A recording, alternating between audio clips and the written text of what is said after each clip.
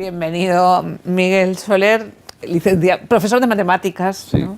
Pero muchos años implicado en política desde el tiempo de Felipe González, Zapatero, ha sido pasando por distintos gobiernos con muchas responsabilidades.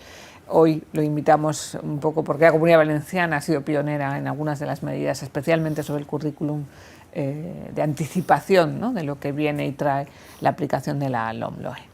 Así que, en primer lugar, Miguel, nos gustaría que tú nos contaras cuál es tu trayectoria vital en el ámbito de la educación que te ha traído a este despacho. Sí. Bueno, pues son 45 años trabajando en educación, y aunque hacías referencia a la formación profesional, la verdad es que mi primera etapa en el Ministerio, que fue del 92 al 96, fue de director del Centro de Desarrollo Curricular. O sea, que estamos hablando de las cajas rojas que se hicieron, digamos, de infantil, primaria, secundaria, bachillerato, que bueno, fue la puesta en marcha del desarrollo curricular que se derivaba de la LOCSE, ¿no? Y desde entonces, bueno, previamente, evidentemente, haber estado 10 años dando clase de matemáticas en diferentes institutos de la Comunidad Valenciana, que es mi formación inicial. Y bueno, pues la verdad es que tanto la primera época ministerial, digamos, del 92 al 96, como después también aquí en la Comunidad Valenciana, la Generalitat. Después fue cuando volví en el 2004, estuve del 2004 al 2008 de director de la Alta Inspección del Estado aquí en la Comunidad Valenciana, y ya fue en el 2008 cuando me incorporé como director general de formación profesional en el Ministerio. Con lo cual, bueno, son muchos años, 45, 15 trienios, dedicados a la educación, los 10 iniciales como profe de matemática de instituto y luego trabajando en la administración educativa. Y la verdad es que estoy muy a gusto porque me ha gustado siempre mucho lo que he hecho y por tanto no he hecho más que disfrutar de mi trabajo. Aunque se le dedican muchas horas, pero se dedican a gusto cuando haces cosas que crees que merecen la pena, ¿no? Y la verdad es que un poco mirando hacia esos 15 trienios, pues te permiten también algo que creo que sería fundamental en cualquier ámbito de la vida, y es intentar tener una visión de conjunto de los temas, ¿no? No centrarte solo, digamos, en la especialidad que llevas en un momento determinado o en el trabajo concreto que estás desarrollando en un puesto concreto, ¿no? Y estos 6 últimos años, que estoy como secretario autonómico de Educación y Formación Profesional, pues la verdad es que es el momento en el que tienes una visión más, obligatoriamente, más de conjunto del sistema educativo, porque aquí ya no es ni FP ni currículum, es infantil, primaria, secundaria, bachillerato, FP, la legislatura pasada también universidades, y eso te obliga, digamos, a necesariamente mirar cualquier toma de decisiones, las implicaciones que tiene en todos los sectores. Y también la necesidad de que siempre hay que hablar, pues eso, con toda la comunidad educativa, pero en serio, y escuchar mucho, intentar siempre el máximo consenso posible y después, sobre todo, explicar las decisiones tomadas, ¿no? Pues después de escuchar a todo el mundo y de hacer tal propuesta, hemos tomado tal decisión por este y por este motivo, ¿no? A veces, lógicamente, se comparten, a veces no, pero que creo que es fundamental. Que desde cualquier puesto de responsabilidad yo creo que tenemos la obligación de dar la cara siempre, de explicar las cosas y además yo estoy convencido que no solo que es un requisito, sino que funciona bien, porque incluso he tenido muchas experiencias de debate con personas que no están de acuerdo con una decisión determinada, pero al menos cuando explicas los motivos de la decisión, al menos entienden el motivo, aunque no compartan, digamos, la toma de decisión. Yo creo que eso sería aplicable a cualquier trabajo, pero que creo que en educación es una necesidad, porque son sectores muy distintos, ¿no? Las familias tienen una visión de las cosas, el alumnado otras, el profesorado otras, el personal de administración y servicio también otras, y con lo cual es imprescindible el escuchar a todos y poder ver a partir de ahí cualquier decisión. Por ejemplo, la pandemia aún se ha agudizado más ese proceso, ¿no? Sí, iba a preguntarte, ¿no? Sí. La verdad es que los 2 últimos años están siendo absolutamente absorbidos por la problemática de la pandemia en nuestras aulas, ¿no? ¿Cuál Sí. es tu experiencia en la Comunidad Valenciana? Pues yo creo que son de los 45 años que comentaba, han sido los 2 más complejos, y donde también nos ha obligado a tener una visión aún más amplia de las cosas, ¿no? Y ya no pensábamos solo en educación, sino que estamos hablando todo el rato de salud pública, de la relación de como tal, de las decisiones que tomamos. Yo que sé, por ejemplo, al principio, cuando se paralizó todo, ¿no? En marzo del 2020, que incluso al principio se hablaba de que todo se retomaría en verano, ¿no? Dice, bueno, esto es una cosa para unos meses, Sí. tal. Ya han pasado pues año y medio y ahí estamos, ¿no? Y entonces, cosas como, por ejemplo, decir el transporte escolar. Pues el transporte escolar se paraliza, lógicamente no hay transporte, pero claro, eso tiene implicaciones en trabajadores que están en el transporte escolar, en las empresas correspondientes. Entonces aquí, ese primer momento, por ejemplo, pues decidimos que no, que había que mantener las ayudas al transporte, no a las familias en este caso, que lógicamente estaban en casa, pero sí a los trabajadores y a las empresas. Y hicimos un decreto ley que recogió una serie de medidas donde no pensábamos solo en qué pasaba dentro de las aulas y qué pasaba con el alumnado, sino en qué empresas de transporte, de comedor, etcétera, estaban siendo también afectadas, digamos, por la toma de decisiones en el ámbito educativo. Y así lo hicimos, es decir, que porque consideramos que esa visión de conjunto que comentaba antes hay que tenerla también en estos casos, ¿no? Porque en otros lugares, bueno, pues no, eso no es un tema nuestro, es un tema de economía o de empleo. Digo, al final todo es un tema nuestro, de cada uno en su contexto, ¿no? Y creo que ese aprendizaje durante la pandemia, igual que lo que comentaba hace un momento, de la necesidad de escuchar a todos los sectores, pues la tradujimos en que teníamos reuniones básicamente pues todas las semanas. Constituimos un foro de educación donde estaban simultáneamente participando pues los sindicatos de la pública y de la concertada, los titulares de los centros concertados, los directores y directoras de los centros de infantil y primaria, de secundaria,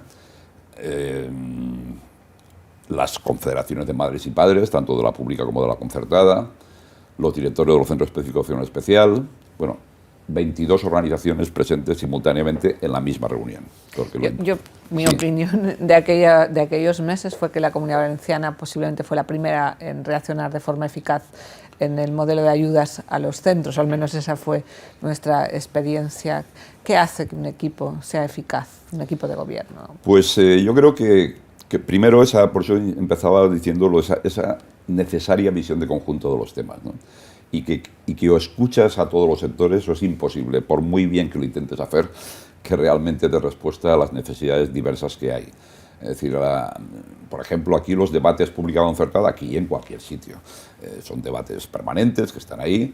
Y bueno, teníamos claro que teníamos que actuar en el conjunto de los centros. Bueno, también no he citado a la patronal de la privada, la que no está concertada, también estaba en esas reuniones que teníamos semanales, ¿no? Entonces esa fue la primera decisión, que en lugar de tener la típica mesa sindical con los sindicatos de la pública, una semana después con lo de la concertada, otra con las AMPAs, no, todos en el mismo momento, para que también nos escucháramos todos, ¿no?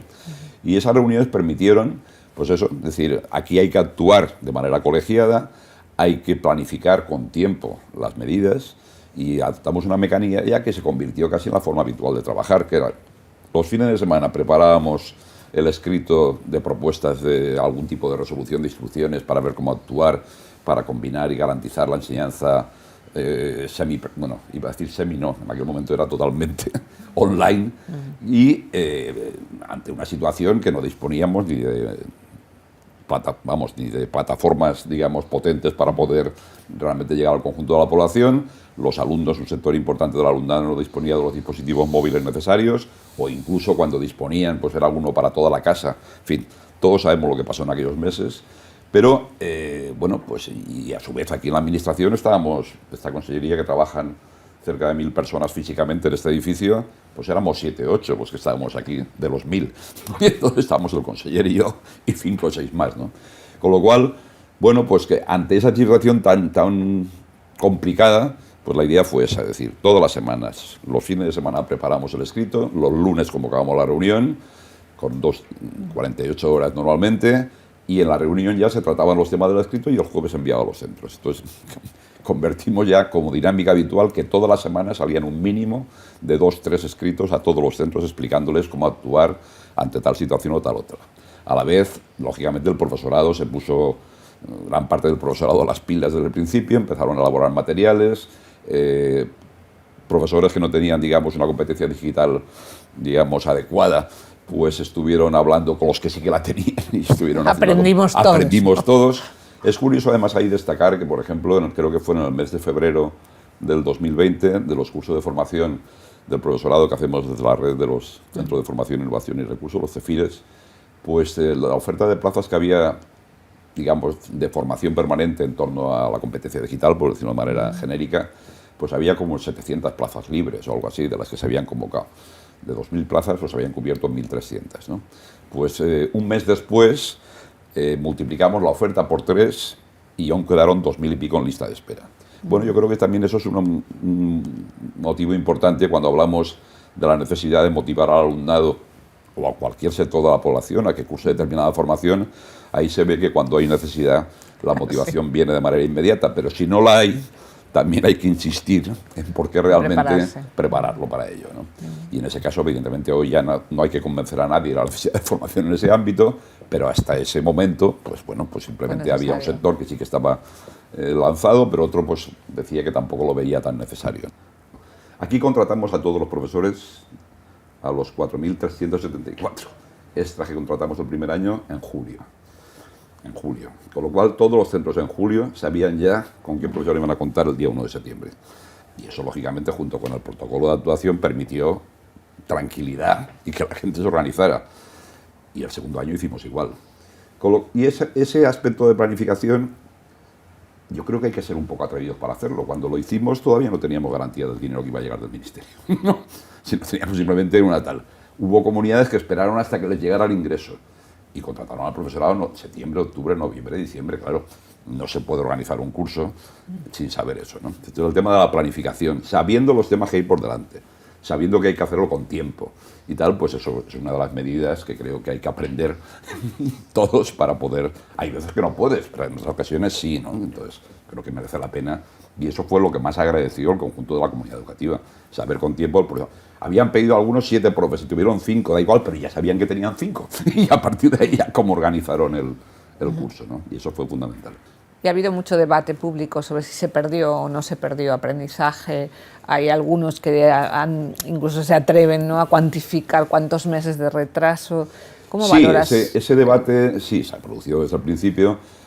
Mi sensación es que es bastante exagerado ese tipo de razonamiento, ¿no? Es decir, que cuando estamos convencidos de que aquí ya nadie va a poder decir esa frase que los que tenemos unas décadas decíamos, de ya he terminado de estudiar, pues va a ser que no. Aquí nadie va a terminar de estudiar. Con lo cual, el que lo sepas, determinado tipo de competencias, determinado tipo de saberes, los tengas adquiridos a los 13 o a los 14 o a los 13 y medio, creo que no es un debate especialmente relevante, ¿no? Es decir, que lo que realmente hay que ver es cómo somos capaces de formarles, y es el gran debate actual y de siempre en educación, ¿no? Es decir, cómo somos capaces de que realmente vayan adquiriendo una serie de competencias, una serie de conocimientos específicos en determinadas disciplinas que luego sepan aplicar y desarrollar en su vida personal y profesional. Y por tanto, el que pase unos meses determinados producto de una pandemia, no creo que realmente, visto con un poco de perspectiva, sea algo realmente significativo, ¿no? Bien, hemos dedicado varios números en cuadernos un poco a todas las aportaciones de la neurociencia, la investigación sobre el funcionamiento de la mente, la memoria, sobre el aprendizaje, ¿no? Y hemos dedicado tiempo y espacio también a cómo la relación de los conocimientos, el uso de los conocimientos en distintos contextos de aprendizaje aumenta esa eficacia, ¿no?, a la que tú te refieres, a pesar de que todavía en el imaginario haya esa idea de que todo esto baja los niveles. Sí. Bueno, yo el debate de los niveles me parece un debate, en fin, lo he dicho muchas veces, yo soy de la última promoción de Preu. Y recuerdo que mi padre, que me decía que él era del examen de Estado, decía, esto del Preu, esto es muy light. El examen de Estado, eso sí que era una cosa seria y potente, donde de verdad tenías que demostrar si sabías o no sabías para poder continuar estudios en la universidad. Después del Preu vino el COU, era mucho más light todavía, y después el bachillerato es mucho más todavía. Y tal. No, es curioso, ¿no?, cómo la humanidad es capaz de avanzar en todos los ámbitos de conocimiento, a pesar de que cada generación sabe menos que la anterior. Es decir, hay que ser un poco más serios. Yo creo que hay jóvenes, evidentemente, bueno, hay cosas que los que tenemos una edad determinada, pues dominábamos más porque se insistía más en ellas en el ámbito escolar, y no solo en el ámbito escolar, sino en la sociedad en general. Y hay otras, y hoy algunas de ellas, que nos parece mal, pues no tienen la misma solidez. Y, por ejemplo, todo el proceso de lectura, de escritura, la capacidad de expresión oral y escrita, pues yo creo que son cosas absolutamente imprescindibles en todos los tiempos, hace 50 años y hoy. Y quizás, lógicamente, algunas de ellas no tienen el mismo grado de consistencia en cuanto al trabajo, o en cuanto ya no solo el trabajo, sino la percepción social. Y eso mismo hay que aplicarlo a las matemáticas, a la historia, a la geografía, a la física, a la química, a todas las disciplinas y a todos los ámbitos del conocimiento. Lo cual el debatir, si saben más o menos que se baja el nivel, me parece un poco un debate histórico, pues hacía referencia a mi padre hace muchos años, y poco útil, ¿no? Que realmente lo que habrá que pensar es que necesitan los jóvenes para su presente y su futuro, no para nuestro pasado. La otra parte que sería la más relevante, que es que de verdad seamos capaces de poner en negrita y subrayados y en mayúsculas aquellos que pensamos que son aprendizajes absolutamente imprescindibles para toda la población. Y lo que se deriva ahí, ¿qué hacemos para que esos aprendizajes imprescindibles para toda la población seamos capaces de que todo el alumnado en la educación obligatoria los adquiera, ¿no? Y ahí yo utilicé una vez en algún artículo el concepto de renta cultural básica, es decir, cómo garantizamos una renta cultural básica a toda la población escolar. Hay quien lo ha interpretado como una cosa pequeñita, mínima, no.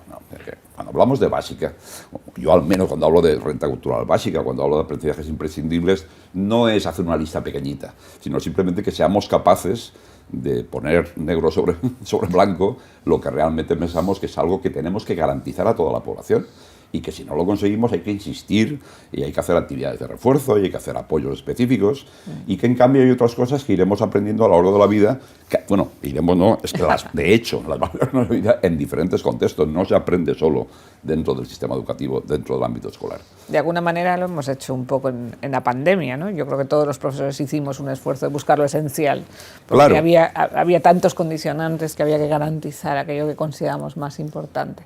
Fíjate, esa reflexión, que sí, que efectivamente creo que es una de las cosas positivas que hay que sacar de la pandemia, de ya que no me da tiempo a trabajarlo todo, por así decirlo, voy a seleccionar lo realmente importante. Eso deberíamos hacerlo siempre, no para hacer solo eso, pero sí para garantizar que eso siempre está.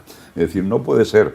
En el caso de la matemática recuerdo que cuando seguíamos los libros de texto tal y como estaban organizados, la estadística estaba al final. Pues resulta que la estadística no se daba. Como estaba al final... Nunca daba tiempo, sí, cierto. No se llegaba a ella. Sí. Claro, eso no puede ser. Es decir, que habrá que hacer realmente un trabajo de otra manera para que de verdad, de todos los grandes bloques de contenidos relevantes de cada disciplina se aborden, ¿no? No por aquello de que decir, que no me da tiempo. Y bueno, pues por tanto hay que hacer esa reflexión. Primero, si no te da tiempo, ya debe ser porque el currículum oficial establecido no está bien ajustado.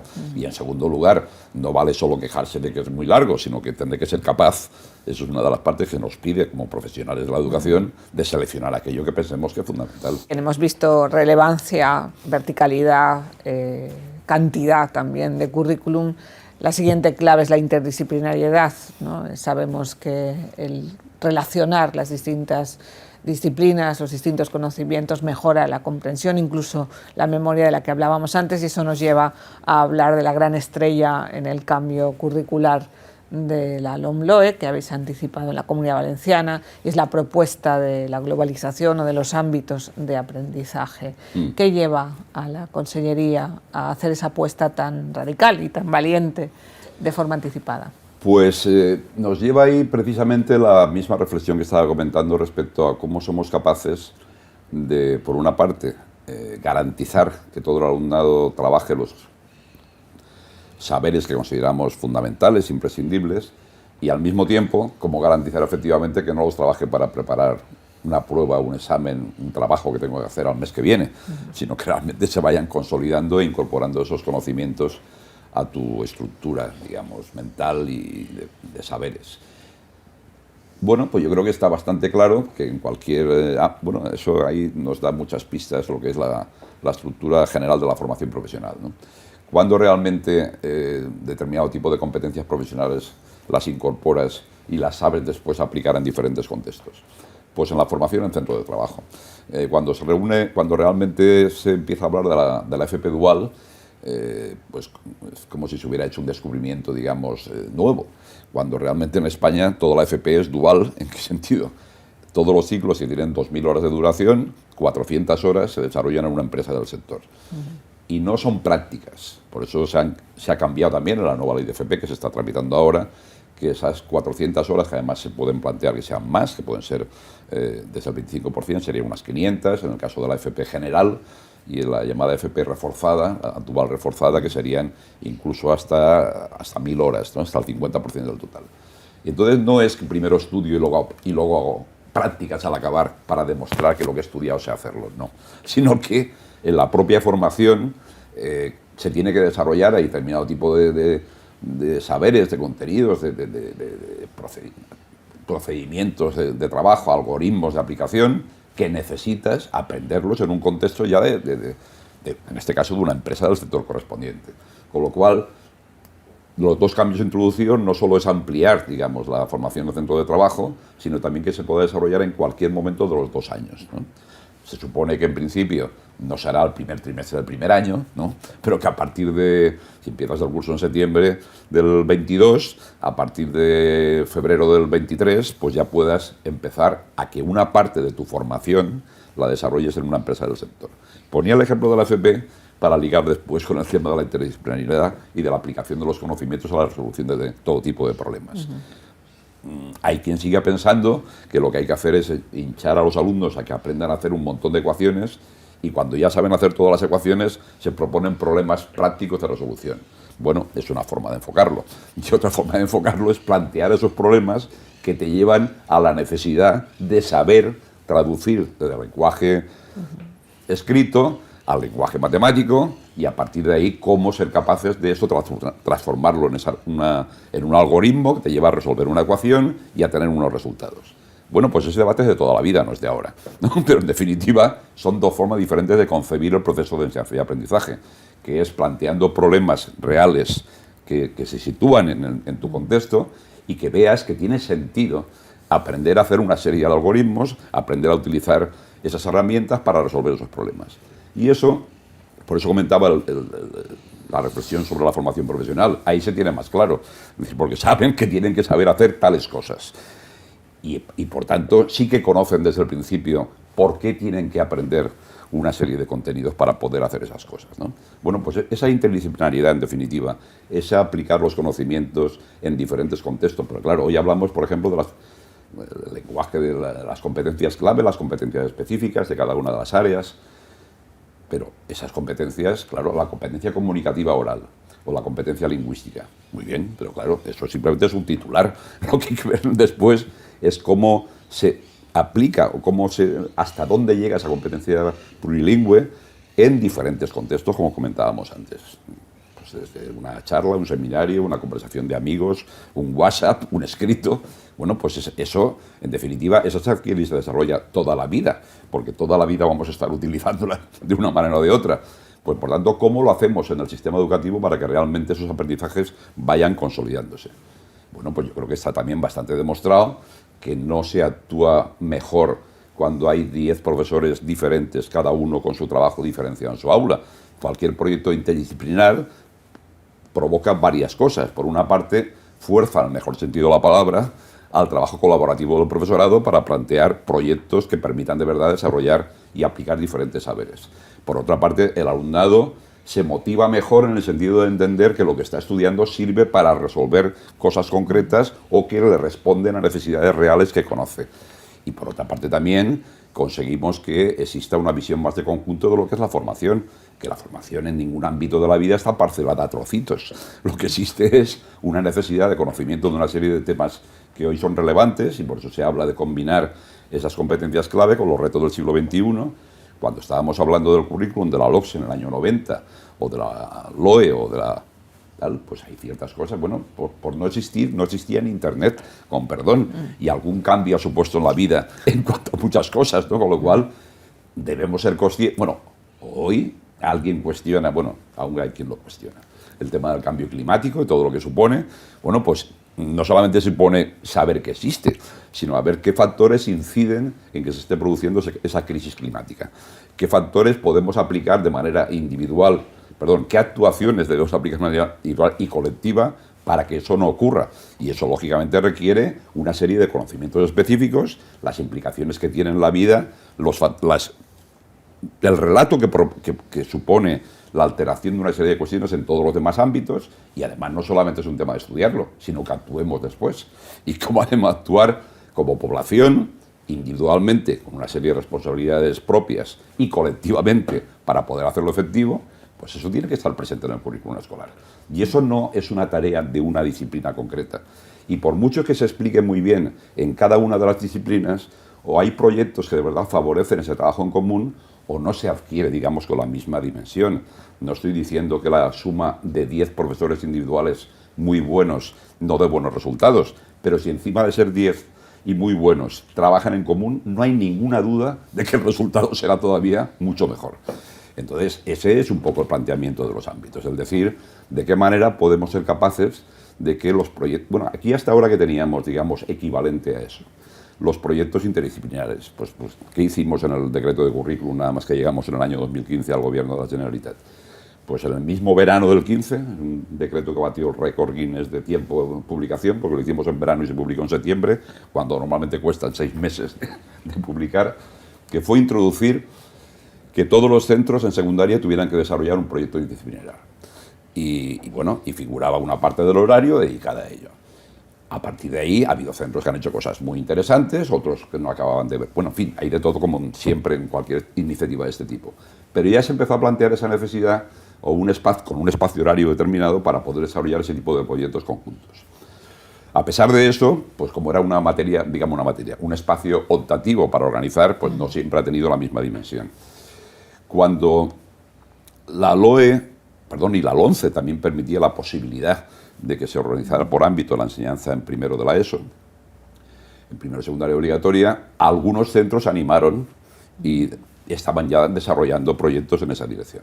Bueno, pues analizamos la experiencia de esos centros, los resultados que estaban teniendo, y bueno, en general eran resultados positivos, y con la pandemia, pues bueno, pues surge esa necesidad de selección de los aprendizajes fundamentales, pero al mismo tiempo también el cómo facilitar ese trabajo en equipo del profesorado y con el alumnado.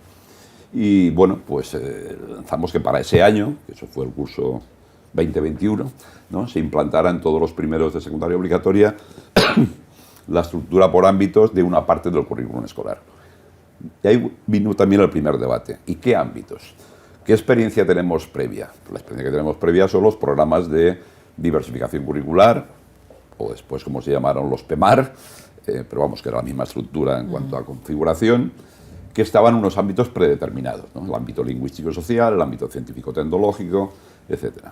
Y pensamos que, bueno, que esa es una agrupación, digamos, que es la que sale de manera más natural por la propia configuración de las disciplinas que lo conforman.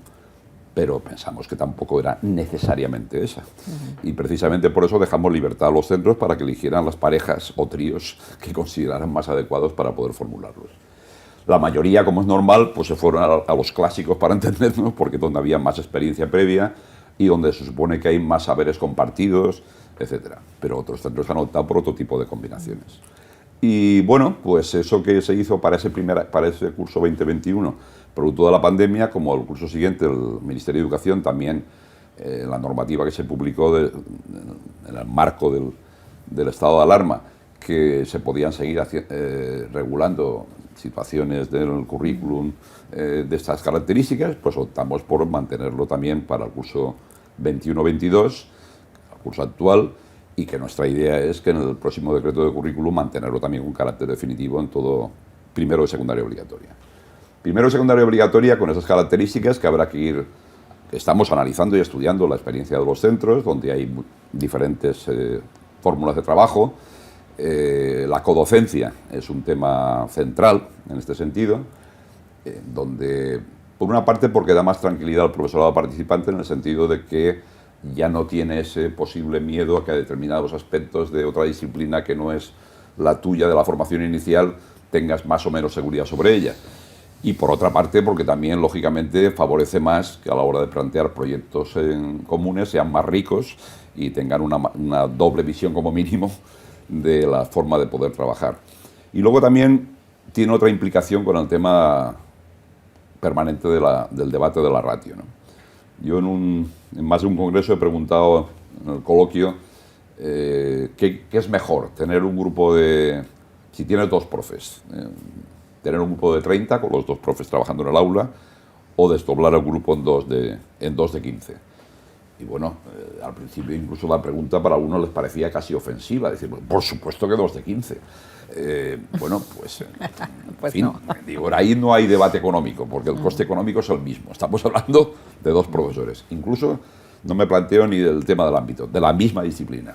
Dos profesores de la disciplina que sea. Bueno, pues es evidente que habrá momentos en que es mejor que estén dos profes simultáneamente en el aula, trabajando juntos y trabajando con diferentes ritmos con los grupos de alumnos que están estructurados, y otras veces pues será mejor crear un grupo de 15, pero eso de pensar que siempre es mejor tener un grupo más pequeño, pues creo que es bastante evidente que esa respuesta no es así. Y hoy creo que eso ya empieza a haber cada vez más profesorado que lo ve así. Estos días, la semana pasada, he estado en varios visitando centros de primaria en este caso, bueno, y dos de secundaria también, donde aprovechando el profesorado extra, digamos, que se tiene por la COVID, pues en la mayoría de las aulas que entré había dos profes directamente en el aula.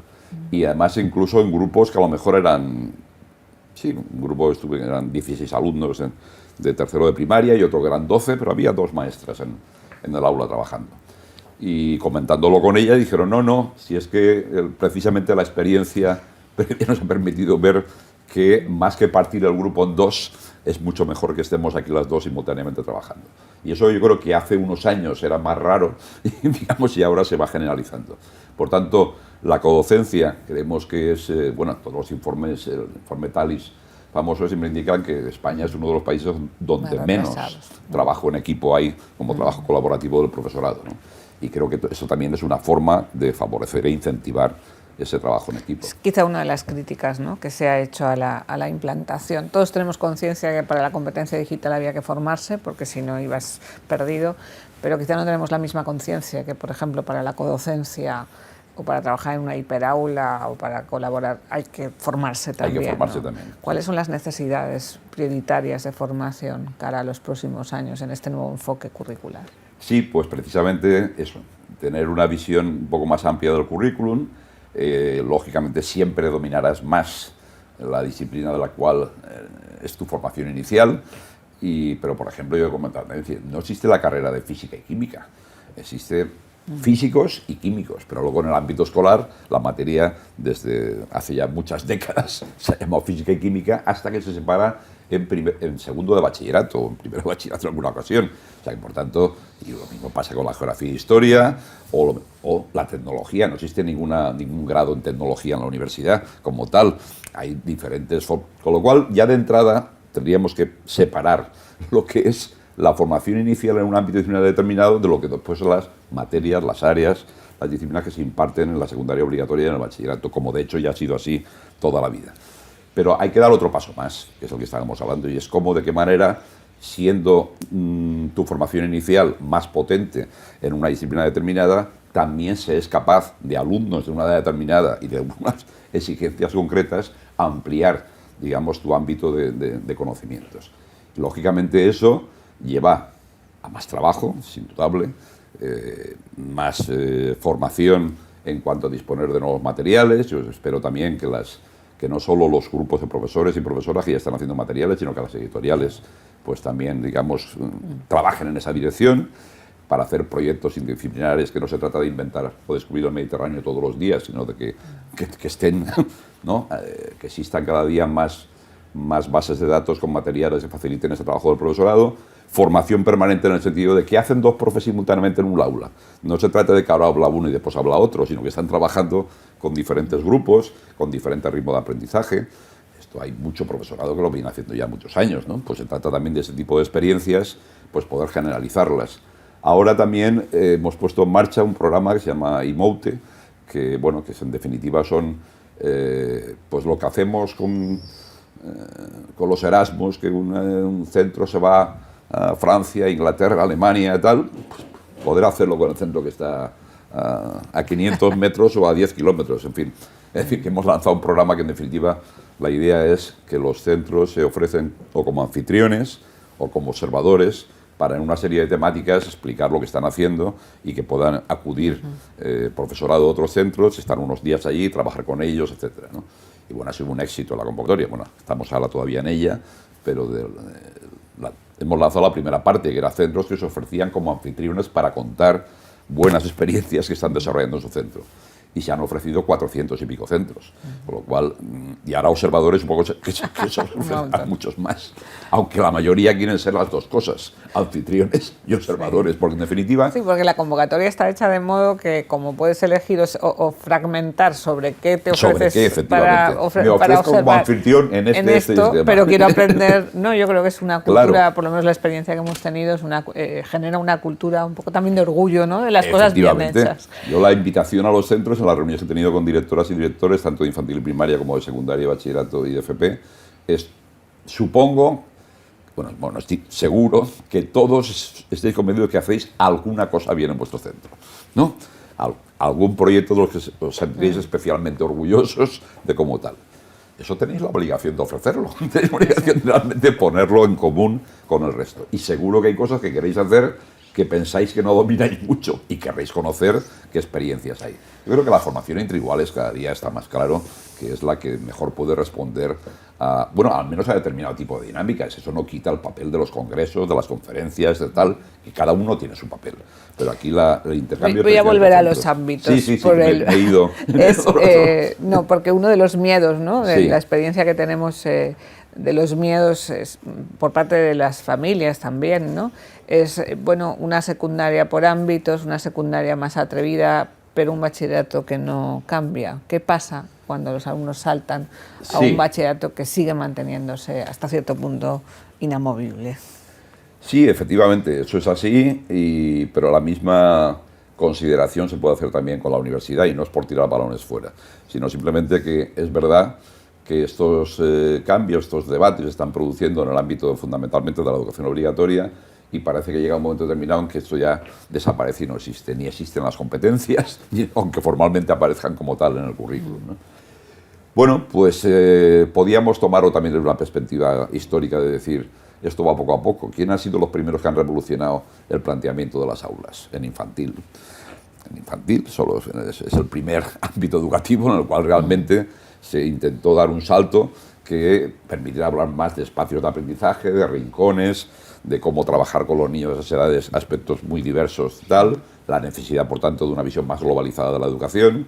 Después fue ya en primaria cuando se fue también ampliando ese tipo de temas, y ahora estamos en la secundaria obligatoria. También en la medida que se ha ampliado cuando estamos hablando de educación para el conjunto de la población. Cuando ya no estamos hablando del conjunto, sino se producen diferentes, bueno, pues ya el bachillerato, bueno, la posobligatoria, como su nombre indica, ya no es obligatoria para todos, pero hay un sector importante del alumnado que cursa bachillerato, hay otro sector importante del alumnado que hoy ya se está matriculando en formación profesional, y hay un sector que es el que nos falta, que son los que se van a trabajar teniendo, si tienen suerte y consiguen empleo, teniendo solo el título de graduado en secundaria. Pues el bachillerato está pendiente, en definitiva. Pero está pendiente en el sentido de que sigamos viendo cómo avanzar en el planteamiento general que estábamos comentando en la secundaria. Pero en cualquier caso, no va a perjudicar al alumnado. O sea, que también la duda que siempre, no, es que ahora resulta que ahora llegarán al bachillerato. Vamos a ver, cuando en la estructura por ámbitos, no solo porque lo diga el decreto que lo regula, donde habla de que se suman las horas que estaban asignadas a cada una de las áreas que lo componen. Lógicamente el currículum es también lo que tienes que garantizar en ese trabajo, es el conjunto del currículum de las áreas que lo componen. Tienes el mismo horario, tienes el currículum global, tienes incluso codocencia si la podemos favorecer, que es nuestra idea, fomentarla cada vez más, y tienes es decir, todo apunta a que ningún alumno va a perder respecto a lo que tenía. O sea, que ese miedo de un sector de profesores a decir que no sabrán, no sé por qué no sabrán. Sí tienen las mismas horas sumadas, profesorado que incluso tiene reforzado, porque al poner la codocencia estamos incrementando el gasto en educación en el sentido de que no estamos restando horas a nadie, lo que estamos haciendo es sumarlas para qué tal. Es decir, que creo que estas cosas, de todas formas, para que se consoliden pasará un tiempo, porque se requiere más formación, se requieren más materiales trabajados en ese sentido, y esos alumnos no van a tener problemas en bachillerato. Igual que tampoco los han tenido los que han trabajado en primaria de una manera determinada y han llegado al instituto de una manera distinta. En primaria, algo que se está haciendo, por ejemplo, ahora muy bien, en muchos centros cada día más, es la otra derivada de la pandemia, la agrupación internivelar. Pues también en algunos centros ha venido para quedarse y están ya organizando grupos por ciclos en vez de por cursos. Y eso, bueno, pues también tiene otro reto que está ahí, y alguien también lo veía como que no había más remedio por la pandemia. No, es que es una opción de agrupación diferente, que hasta ahora la única experiencia, lógicamente, era la zona rural por motivos obvios, pero aquí se está haciendo en algunos centros de las ciudades que están eso, en vez de tener un grupo de primero de primaria y otro de segundo, pues tienen grupos de ciclo, ¿no? Porque también le están sacando mayor partido. Pues eso mismo se plantea a ese nivel. Y la última dificultad que me gustaría abordar es la dificultad de la evaluación del ámbito, sí, que es algo que los profesores nos plantean: por qué si apostamos por los ámbitos se mantiene la calificación disciplinar y taca esta especie de maldición que en cada comunidad autónoma tiene un nombre griego estupendo, pero al final es verdad que se impone una especie de corsé a la hora de calificar, no tanto de la evaluación del aprendizaje, creo que la apuesta por ámbitos nos lleva a otro modelo, pero luego hay que calificar y la calificación sigue siendo disciplinar.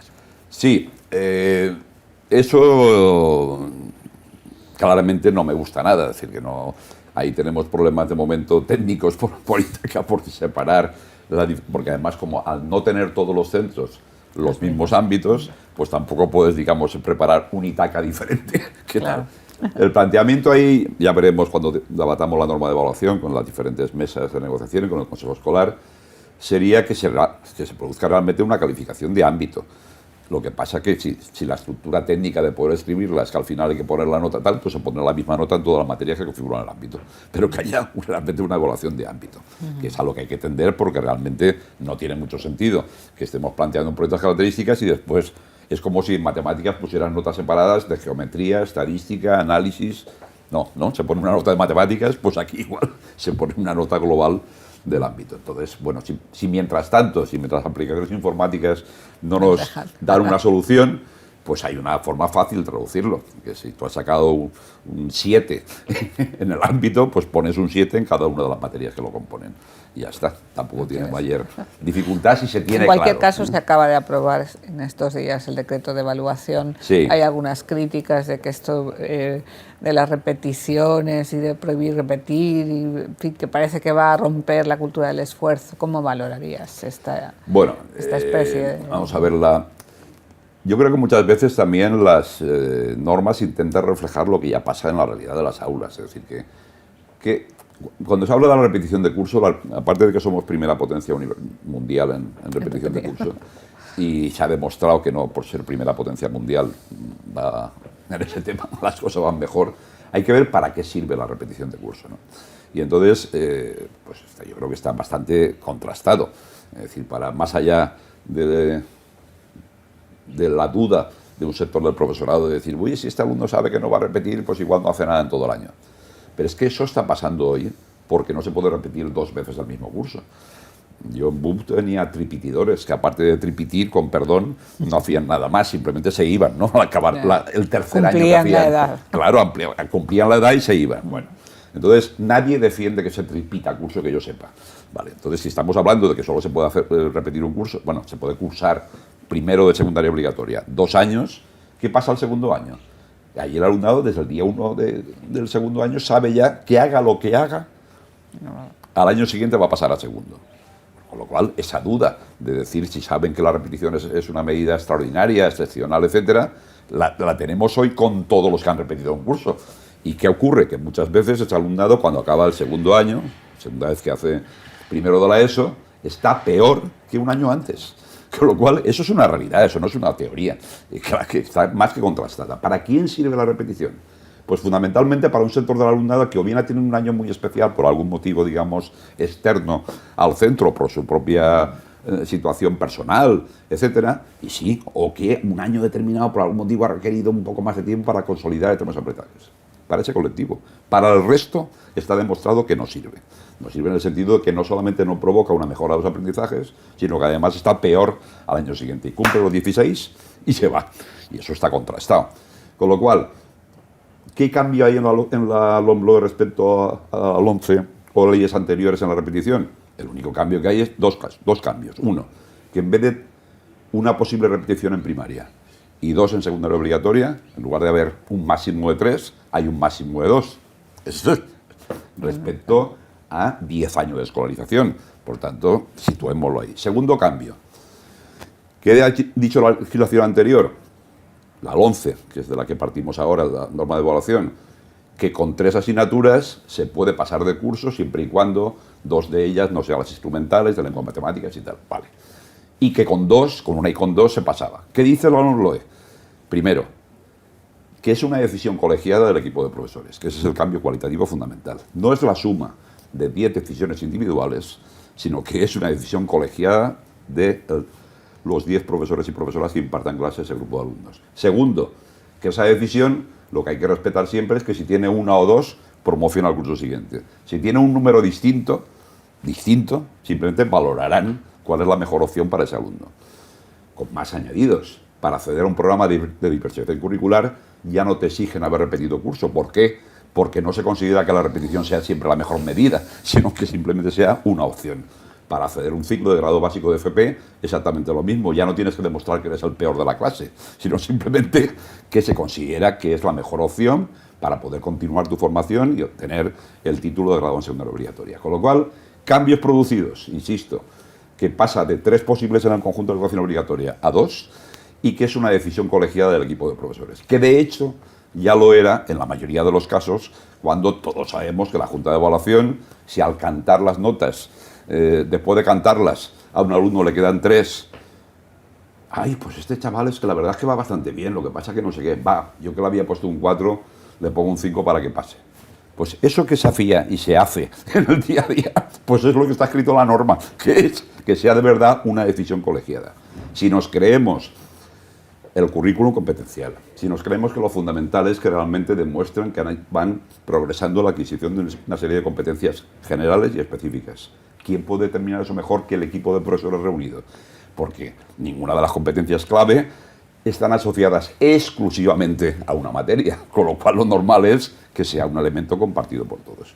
Con lo cual, creo que más allá de estar a favor o en contra de determinadas cosas, creo que no se va a producir ningún cataclismo como se anuncia por parte de ninguna de las debates que hayan. Me encantaría seguir interminable, pero tenemos que terminar y sí me gustaría, quizá al hilo de esta última pregunta, ¿no? Sí. ¿Por qué siempre tanta crispación? ¿Para cuándo ese ansiado pacto educativo, esa ley de consenso que nos permita avanzar de forma pacífica, ¿no? Y no siempre crispada?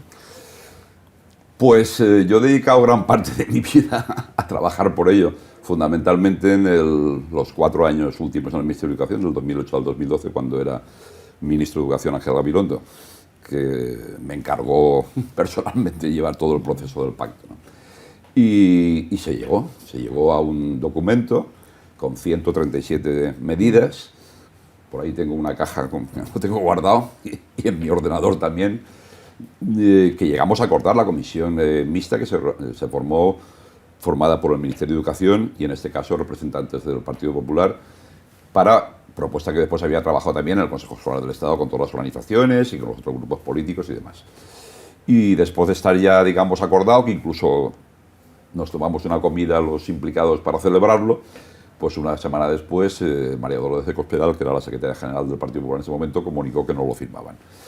Y en la conferencia sectorial de educación posterior que hubo, se expresó, ya si figuran las actas, que era un documento acordado, pero no firmado. Por tanto, demostración de que sí que se puede. Por eso hacía la referencia a la anécdota.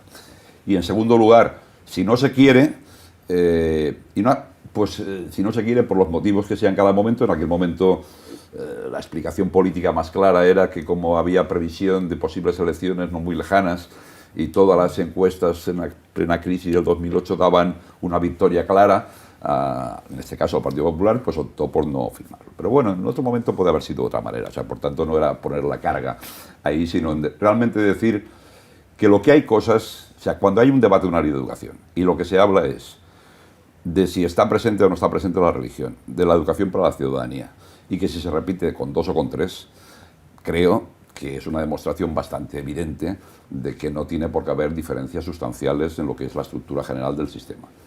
Y si hay temas que es imposible llegar a un acuerdo, pues busquemos otra fórmula, que era pactemos los desacuerdos, en el sentido de decir, estas 4 cosas ya sabemos que es imposible llegar a un acuerdo, pero salvaguardemos todo lo demás, que en la práctica se ha producido eso también bastante. Es decir, yo creo que también muchas veces hablamos de no sé cuántas leyes educativas, pero si vamos al fondo, pues veamos también que nos han producido tantos cambios en la estructura general. Desde el año 90, que se amplía la educación obligatoria hasta los 16, con la estructura de la secundaria y con todos los cambios que lleva parejos consigo hasta la actualidad, en lo que es la parte esencial de la estructura nos han producido grandes cambios en el sistema educativo. Pero los otros no digan que no sean importantes, pero que no son centrales. Con lo cual, respuesta concreta, yo seguiré hasta que me jubile del todo, peleando porque haya un pacto en educación. Si es de Estado, mejor, si no, pues en el ámbito, en este caso, de la Comunidad Valenciana. Y si no somos capaces de llegar al 100%, separemos los 5, 6, 7 temas mejor de acuerdo y acordemos, por tanto, que los otros 93 sí que van a ser estables. Y eso creo que sería una muy buena noticia para el conjunto de la comunidad educativa. Pondría un ejemplo concreto, la concertada. Hoy tenemos una situación que, si no cambia, hay bajada de natalidad general, vamos, lo que está ahora en los primeros años de infantil se va a notar después a lo largo de tal. Aprovechemos esa bajada de natalidad para bajar la ratio en todos los niveles y etapas educativas y para mantener la red de centros como está. Entonces, propuesta de pacto en ese ámbito, que se mantenga actualmente toda la red de centros públicos y concertados que hay y aprovechemos la bajada de ratio, la bajada de natalidad para bajar la ratio. Por poner un ejemplo concreto de algo que no nos lleve a discutir cada año si suprimo una unidad aquí, si subo una más aquí, sino que realmente lancemos un mensaje también de tranquilidad al conjunto de la población. Y eso sí, acordemos también en ese mismo PAC que todo el mundo escolariza por igual a todo el alumnado. Y nunca ningún centro pueda seleccionar al alumnado que se matricula, ni público ni concertado. Muy bien, yo lo sancionaría. Muchísimas gracias, Miguel, por la entrevista. Y sabes que siempre Cuadernos está a tu disposición. Gracias a vosotros. Gracias. Wolters Kluwer, innovando juntos.